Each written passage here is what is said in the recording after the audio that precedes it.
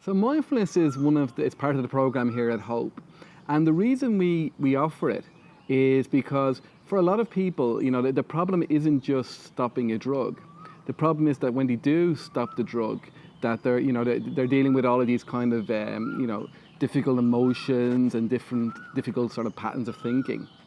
And it's often these patterns of thinking that cause people to kind of use drugs in the first place. So mindfulness is basically an answer to that.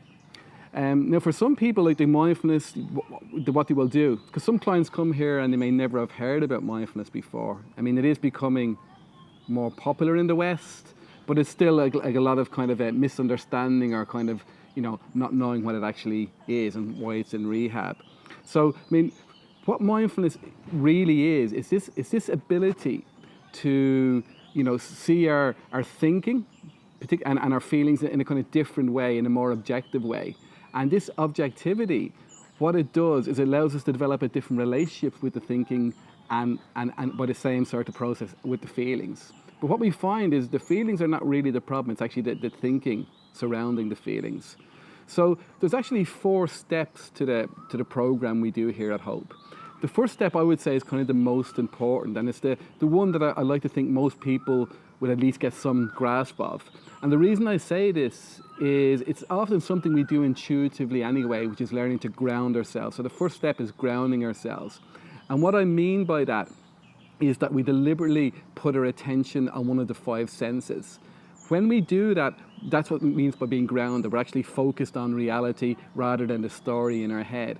And what I was saying there a second ago about this being something we naturally do, in my early 20s, I got into a very, very bad state due to anxiety, and I ended up on the streets. And during that time, I couldn't even drink anymore. Like, my problem was alcohol. But during that time, the only relief I would get was I would walk. And while I was walking, the relief would come. I didn't think about it in those terms at the time, but what I was doing was grounding myself. Something similar happens. Later on I trained to be a nurse, and I worked in a psychiatric setting. And what happened there is you obviously people walking up and down or rocking.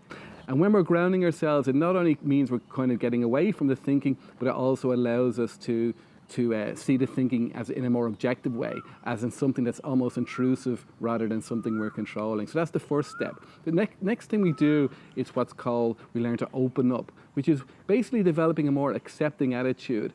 This can be very important for people who come to rehab because it's that lack of acceptance that's kind of driving the incessant thinking, which is at the root of a lot of suffering.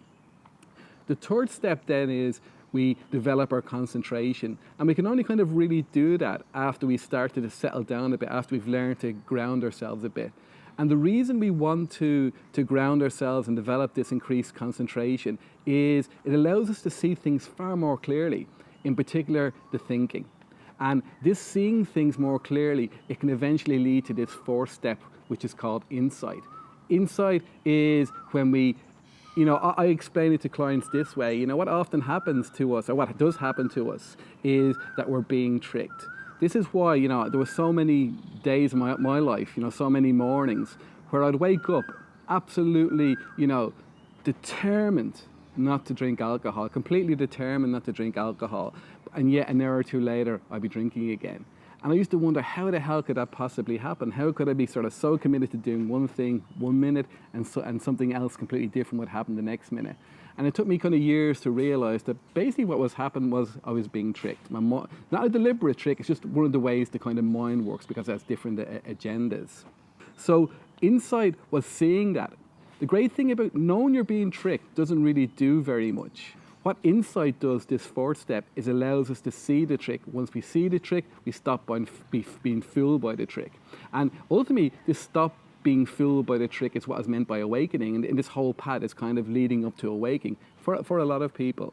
So, in regards to the whole program here, those 4 steps, I mean, clients got to come at it in different ways.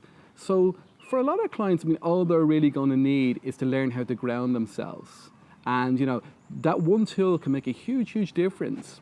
Other people, get much more involved with the mindfulness. It's not only help them deal with that initial addiction, but but also stuff like anxiety, depression, kind of, ill will towards themselves. I mean, there's so much that's possible, with this path. It kind of, it can, I'm not saying it will for everybody, but it can be an answer to almost all of our problems, in its way.